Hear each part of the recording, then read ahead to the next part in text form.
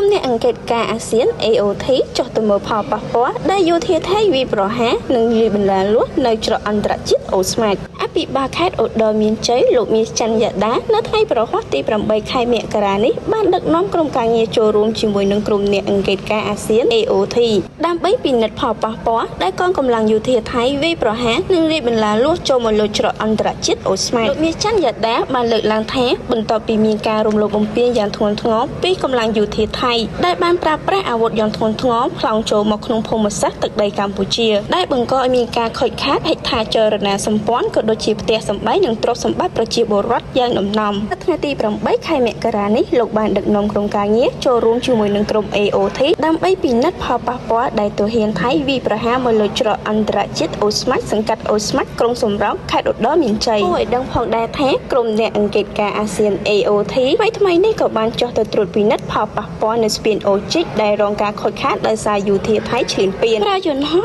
F16 ទម្លាក់គ្រាប់បែកនៅស្រុកចុងកាខេត្តឧត្តរមានជ័យព្រមរំទោស្រុកស្រីស្នំខេត្តសៀមរាប